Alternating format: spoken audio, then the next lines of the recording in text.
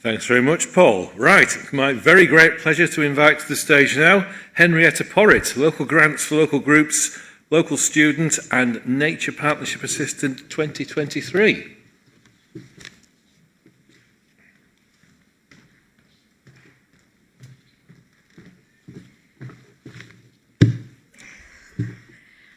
Hello everyone.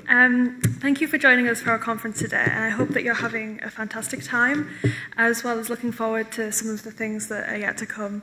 As some of you may already know, my name is Henrietta Porritt, and I'm the Tees Valley Nature Partnership Assistant, and I'm just going to take a few minutes to talk to you about the Tees Valley Nature Partnership's Community Grant Scheme. Okay. So, it's the next slide, it didn't start. Thank you. So a little bit of background.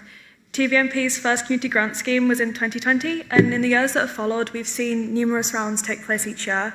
In total, in the 3 years since that first round, we've seen a total of 49 grants be given out across Tees Valley to local community groups and charities, a few of which I'm sure are here today. So what exactly is our grant? Our community grants are up to £2,000 funding given to local groups that advocate towards connecting people with nature in the region. The work funded can be anything from manual and restorative work to outreach and engagement with the local community. But our scheme exists primarily to invest money in small-scale community projects that often get overlooked in big funding opportunities. With that in mind, I would like to share a couple of case studies of previous grant beneficiaries. First, Friends of Borough Park. This community group applied and was successful for a grant in March 2021.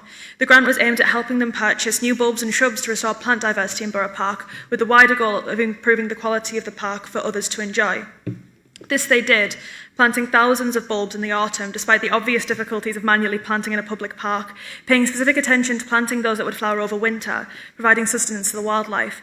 In doing this one act, they have helped create a more beautiful and natural park, providing the whole area with a better natural space to engage with for both the people and the wildlife. The second example I would like to mention is Eston Arts Centre. They were given £350 as part of our grant scheme that would help facilitate their ambitions to run an outdoor painting group that would involve local residents in getting outdoors and learning about the flora and fauna of their local region. The grant money was used to buy supplies such as easels, paint and canvas, among other things. This new activity turned out to be a success for the Arts Centre, as they saw the local community embrace the idea. Across all ages, grandparents and their grandchildren, people have been getting outside to not only harness their creativity, but also to value the natural space specific to our area in a way that they had not been able to before. Activities like this can make a massive difference to people's physical and mental well-being, alongside raising awareness in the profile of Tees Valley's natural beauty. So, this brings us to 2023 and our most recent round of grants. This is the first round of grants I played a part in managing, taking this on from former Nature Partnership Officer Louise Richards, who I'm sure everyone would agree did a fantastic job. So this year we had a plot of £10,000 ready to grant and began our publicity through the first few months, trying to get the word out about what our scheme was and how it could be beneficial. Well, the outcome was brilliant to see. Soon, applications came flooding in, taking the total amount of money requested to over £17,000. As we did not want to see a great deal of these fantastic ideas go untapped, we were able to increase the money we had to get up to £15,000, a record figure. In the end, we were able to grant 12 fantastic local groups some funding, and I'd like to spend some time highlighting some of their fantastic applications. One example is the Friends of Hartlepool's Wild Green Spaces, and I don't know about you, but as a Hartlepoolian it's becoming increasingly difficult to ignore the Tall Ships Festival as it fast approaches, which is why the plan to create urban pop-up gardens to have at the festival was brilliant. A fantastic way to use resources, raise the profile of both community groups and educate on local biodiversity. It was a great opportunity to fund, especially as the gardens will be permanently installed across town after the fest. We were also delighted to give a grant to the Eastbourne Park Community Hub as they continue to improve the hub for the benefit of the local community. In specific, as they improve the accessibility of hub for wheelchair users and using raised beds to allow them into the gardening activities. This project as a whole does wonders for its local community, providing them a place to get outdoors as well as being fantastic resources for charities and groups to use. Refugee Futures is the final example I wish to mention. Their £2,000 grant this round is awarded to help them buy suitable clothing for the asylum seekers they work with, enabling them to take part in manual outdoor activities as they integrate into the UK. Something so small in the grand scheme of things, like the right boots or waterproofs, has the ability to completely change someone's situation and open them up to a realm of possibilities. I came to this position as a complete newcomer to the sector, and despite living here for almost all my life, as a complete newcomer to the understanding of the natural space of this region.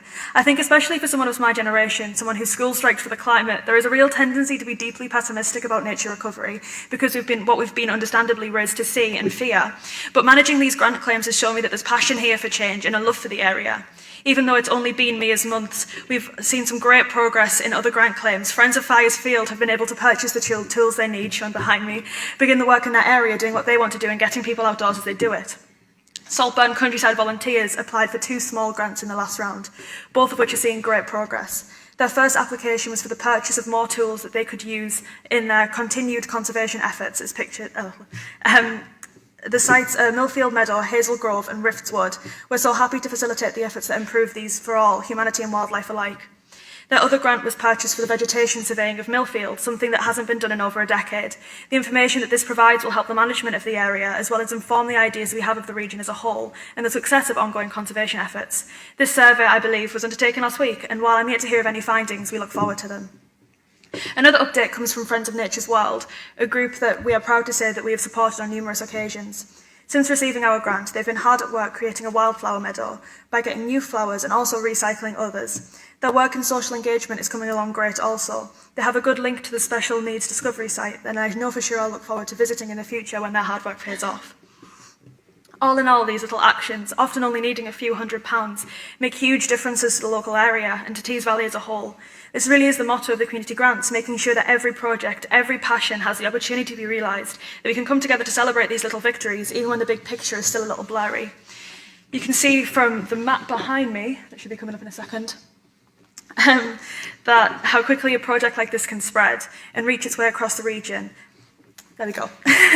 And the hundreds of thousands of people who live here. Every dot represents a community that is brought a little closer to nature, and I know that no matter what I go on to do once my time with TVNP is over, being part of that is something to be incredibly proud of. But of course, and not to end on a downer, these grants are only available due to the funding and the resources that we as a partnership have, and that's not something that's traditionally very guaranteed. So I just like everyone to consider the things that can be done when little money is given to the right places and help us make that a reality going forth. Thank you.